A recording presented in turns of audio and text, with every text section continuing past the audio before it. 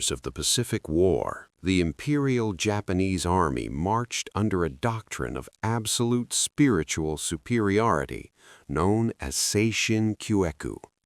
They were taught that the Yamato spirit, a blend of ancient samurai ethics and modern fanaticism, was a physical shield. Their manuals claimed that a Japanese soldier, purified by his devotion to the emperor, could overcome any material disadvantage. To these men, a bullet was a clean death, a predictable instrument of war that a warrior could face with eyes wide open. An artillery shell was a thunderbolt from the heavens, an act of fate. But in the tangled jungles of the Solomon Islands and the limestone ridges of Palailiu, they encountered a weapon that didn't just kill the body, it incinerated the soul. This was the first encounter between the armor of spirit and the reality of fire. The introduction of the M1 and later the M2 flamethrower was a psychological catastrophe for the Japanese defender. In the Bushido code, there was a quiet, grim dignity in the shattered jewel, the act of dying in a final glorious charge. But there was no glory in the flamethrower. To the Japanese soldier huddled in a pillbox, the sound of the American operator igniting the pressurized fuel was the sound of a dragon breathing. It wasn't a projectile you could dodge or a blade you could parry. It was a liquid orange terror that flowed like water, turning corners, seeping through gun slits, and sticking to everything it touched. Real accounts from Japanese survivors described a sensory overload that broke their mental conditioning. The smell of thickened gasoline, the roar of the expanding gas, and the sudden vacuum-like loss of oxygen created a panic that bullets never could. At the Battle of the Tenaru, Japanese officers watched in horror as their elite infantry, men who had never retreated, broke and ran at the sight of the first flame teams. They realized that their spiritual armor was useless against a weapon that turned their defensive positions into pressurized ovens. The flamethrower bypassed the warrior's duel and replaced it with an industrial execution. This weapon also stripped away the Japanese soldiers' last tactical advantage, the darkness of the cave. For years they had used the earth as their greatest ally, building deep honeycombed bunkers that were impervious to 16-inch naval guns. But the flamethrower turned the cave from a fortress into a tomb. As the liquid fire surged into the vents, it didn't just burn, it consumed every molecule of breathable air. Japanese soldiers were found weeks later, deep in the rear of tunnels, without a single burn mark on their bodies. They had died clawing at their throats, their spirit unable to provide the one thing they needed to survive: oxygen. By the time the war reached its peak, the reality of fire had fundamentally altered the Japanese soldiers' worldview. The fear of being burned alive, or roasted like a cicada, as one diary entry put it, became the primary driver behind the rising surrender rates. While they were prepared to die for the emperor by the sword, the prospect of an unclean, agonizing death by fire was a bridge too far. The flamethrower proved that in the face of industrial fury, the armor of the spirit was nothing more than a tragic illusion. It was the weapon that finally turned the invincible Japanese soldier into a man who simply wanted to escape the heat. By 1944, the Pacific War had moved from the open beaches into the jagged volcanic heart of islands like Peleliu, Saipan, and Iwo Jima. The Japanese military had abandoned the suicidal banzai charges of the early war, replacing them with a much more terrifying strategy: the defense in depth. They transformed entire mountains into hollowed-out fortresses, carving miles of interconnected tunnels, hidden pillboxes, and limestone hives that were impervious to the heaviest American naval bombardments. To the U.S. Marines landing on these shores, it felt like fighting a ghost. You could drop 1,000 tons of steel on a ridge, and 5 minutes later, a Japanese machine gun would open up from a crack in the rock no wider than a human hand. This was the hive, and the Marines needed a new way to kill it. This was the birth of the blowtorch and corkscrew. The term, coined by Lieutenant General Simon Bolivar Buckner, Jr., described a brutal two-part tactical evolution. The corkscrew was the use of heavy explosives, satchel charges, and TNT to plug the holes of the hive, collapsing the entrances and trapping the defenders inside. But the blowtorch was the true instrument of terror, the M2 flamethrower. Together, they formed a lethal synergy that neutralized the Japanese soldiers' greatest advantage, the earth itself. For the Japanese defender inside the hive, the blowtorch was a nightmare that bypassed all logic of traditional warfare. In their diaries, survivors spoke of a specific, haunting sound, the whoosh of the pressurized nitrogen, followed by a roar that sounded like a jet engine. Because the flamethrower used thickened, napalm-like fuel, the fire didn't just move in a straight line, it functioned like a liquid. A Marine operator could bounce a stream of fire off a cave wall, allowing the burning jelly to flow around corners and into secondary chambers where soldiers thought they were safe. The psychological effect of the blowtorch was devastating. While a bullet was a singular threat, fire was an environmental catastrophe. The Japanese found that their reinforced concrete bunkers, which could withstand direct hits from tank shells, became pressure cookers the moment a flamethrower nozzle was shoved through a firing slit. The heat would rise to thousands of degrees in seconds, melting the very equipment the soldiers relied on and turning their ammunition into deadly shrapnel. But the most scientific horror of the blowtorch was what it did to the air. The massive chemical reaction of the burning fuel consumed every liter of oxygen within a confined space almost instantly. Japanese soldiers located deep in the hives of Iwo Jima were often found without a single burn on their uniforms, their hands clutched at their throats. They hadn't been touched by the flames. The flamethrower had simply stolen their breath, leaving them to suffocate in the dark. By the time the Marines reached the final ridges of Okinawa, the blowtorch and corkscrew had become a systematic machine of destruction. A flamethrower team would suppress a bunker, a satchel charge team would blow the door, and the hive would go silent. For the Japanese, this was the death of the hive, the realization that their elaborate subterranean fortresses had become their own mass tombs. The flamethrower had turned their impenetrable underground world into a place of primal terror, proving that no cave was deep enough to hide from the industrial fury of the American advance.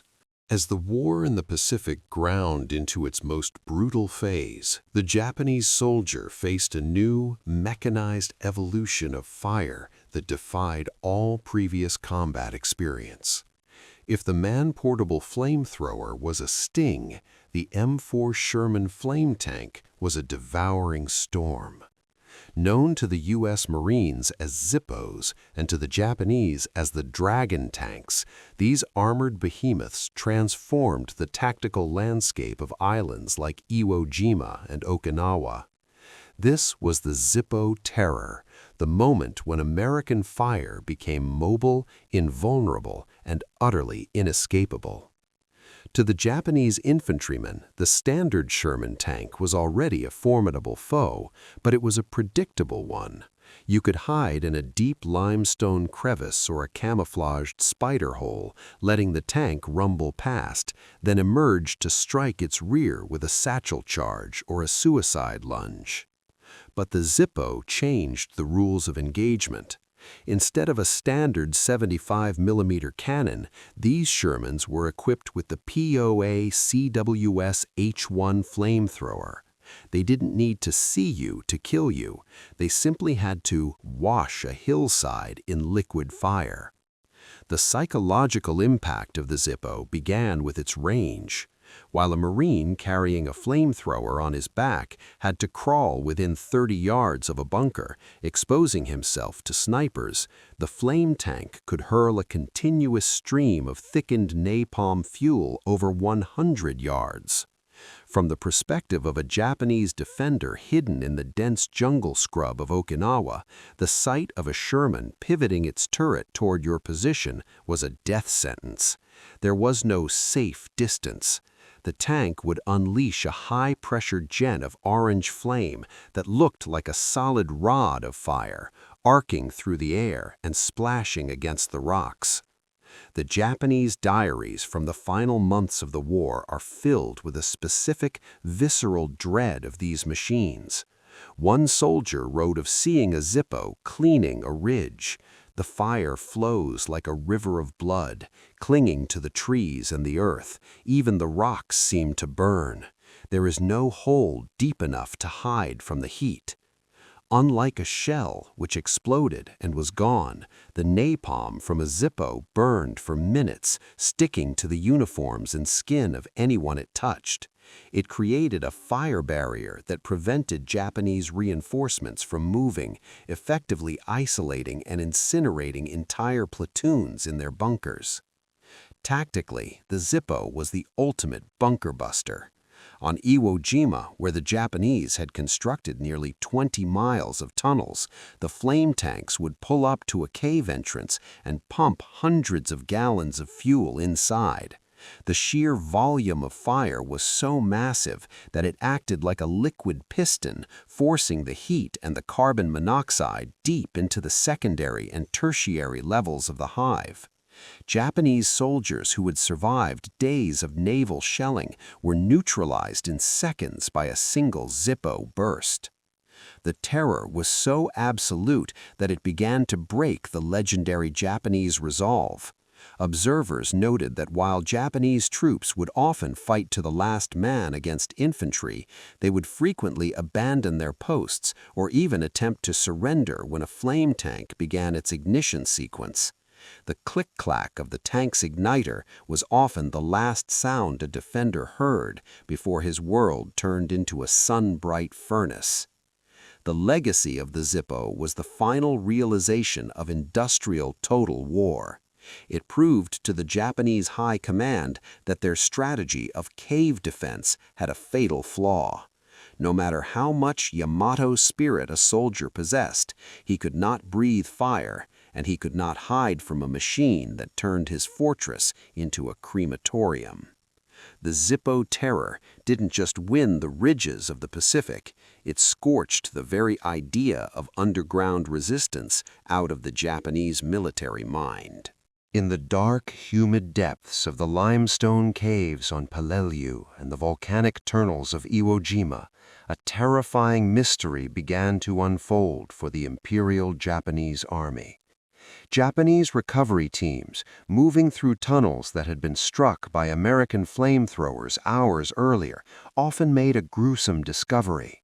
They would find entire platoons of soldiers sitting in their defensive positions, rifles still cradled in their arms, with no visible burns, no shrapnel wounds, and no signs of struggle. To the superstitious, it seemed as if a ghost had passed through the mountain and snatched away their souls. But the reality was far more scientific and far more terrifying. This was the oxygen thief, the invisible science of suffocation that turned Japan's invincible fortresses into vacuum-sealed tombs. While the Zippo tanks and Marine flame teams provided the spectacle of fire, their most lethal contribution was an invisible chemical reaction.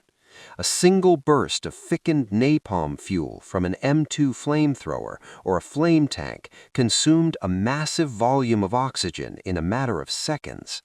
In the confined, poorly ventilated spaces of the Japanese hives, the fire acted like a giant lung, inhaling every breathable molecule of air to feed its hunger. The result was a localized vacuum. For the Japanese soldier located 30 or 40 feet deep in a secondary tunnel, the fire didn't even have to touch him to kill him. He would simply find that the air had suddenly vanished. The psychological horror of the oxygen thief was unique because it bypassed the traditional warrior's death. In the Japanese military code, dying in a hail of bullets was honorable, but gasping for air in the dark like a stranded fish was a source of profound dread. Survivors who managed to escape these zones described a sensation of thick, heavy air, followed by a sudden crushing weight on the chest. As the flamethrower outside sucked the oxygen out of the mountain, it replaced it with a lethal concentration of carbon monoxide and carbon dioxide. Japanese medical officers who examined the bodies noted a haunting detail. The faces of the dead were often twisted in an expression of quiet shock, their mouths wide open, their fingers clawing at their own throats or the dirt walls. They weren't shattered jewels dying for the emperor. They were victims of a chemical vacuum. This invisible fire proved that the Japanese strategy of subterranean defense had a fatal physical flaw. The deeper they dug to hide from American bombs, the more they trapped themselves in a space where the air could be stolen from them at any moment. By the Battle of Okinawa, the fear of the oxygen thief had become a primary factor in the collapse of Japanese morale. Soldiers began to realize that their sophisticated ventilation shafts, meticulously carved to allow them to live underground for months, were actually giant straws that the American flamethrowers could use to drink the air out of the mountain. This led to a desperate tactical shift.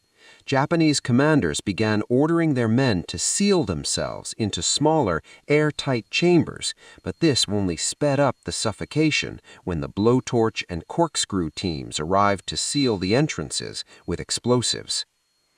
The legacy of the oxygen thief was the final realization of industrial total war. It stripped the Japanese soldier of his last sanctuary. He could survive the shell fire, he could hide from the snipers, and he could endure the hunger, but he could not survive an enemy that owned the very air he breathed. The flamethrower was no longer just a weapon of heat, it was a weapon of atmosphere. It turned the very earth into an accomplice of the American advance, proving that in the Pacific, the reality of fire was a force that even the strongest spirit could not breathe through. By the final months of the Pacific War, the battlefield of Okinawa had become a surreal landscape of charred coral and black ash. For years, the world had watched in disbelief as Japanese garrisons chose total annihilation over the shame of surrender. The Bushido Code and the Senjin-kun, the Field Service Code, had created a military culture where life was lighter than a feather and death was heavier than a mountain. But on the jagged ridges of the South, a new psychological phenomenon began to emerge. The Imperial Japanese Army, which had survived the greatest naval bombardments in history, began to break. The catalyst for this collapse was not the bullet or the bomb, but the lingering, primal trauma of the liquid fire. This was the final trauma, from fire to surrender. For the Japanese soldier, the flamethrower was the ultimate dehumanizer. A soldier could maintain his dignity while being shot at. He could remain a warrior while dodging shells, but the flamethrower reduced a man to a frantic, screaming animal. It stripped away the armor of spirit and replaced it with a singular, overwhelming instinct, the need to escape the heat. In the tunnels of Okinawa, the sight of a Marine Zippo tank or an M2 flame team igniting its pilot light became a psychological off-switch for the cult of no surrender. Historical records from June 1945 show a startling statistical shift. In earlier battles like Tarawa or Saipan, surrender rates were nearly zero. Usually only the unconscious or the gravely wounded were captured. But on Okinawa, over 7,000 Japanese soldiers walked out of the caves with their hands up. Interviews with these prisoners revealed a recurring theme. They were not afraid of dying, but they were terrified of being cooked. The flamethrower had created a final trauma, a realization that the fire would not just kill them, but would erase their identity as warriors, leaving nothing but unrecognizable carbon in a sealed tomb. This trauma extended to the Japanese commanders as well. They saw their best troops, men who had sworn to die for the emperor, bolt from their positions at the first whoosh of a flamethrower. The weapon had found the one crack in the Japanese psychological armor. It replaced the honorable death of the samurai with the industrial death of a pest being exterminated. The American blowtorch and corkscrew method had turned the sacred Japanese soil into a giant crematorium, and for the first time in the war, the Japanese soldier decided that living in shame was better than being consumed by the Sky Devil's fire. Even after the surrender of August 1945, the trauma of the fire persisted. Veterans of the 32nd Army who returned to Japan spoke of the smell of the Pacific, a sickening mixture of sulfur, tropical rot, and scorched gasoline. For many, the nightmare didn't end with the peace treaty. They suffered from fire dreams, waking up in the middle of the night gasping for air, feeling the oxygen thief reaching into their rooms. The flamethrower had not just won the tactical battle, it had achieved a total psychological victory. The legacy of the flamethrower in the Pacific is a grim testament to the breaking point of human endurance. It was the weapon that proved that even the most fanatical ideology has a physical limit. By turning the invincible warrior into a man who feared the flame more than he feared dishonor, the flamethrower became the grim architect of the first mass surrenders in Japanese history. It brought an end to the defense in depth and paved the way for the reconstruction of a nation that had finally learned that while the spirit may be willing, the flesh and the air we breathe belong to the reality of fire.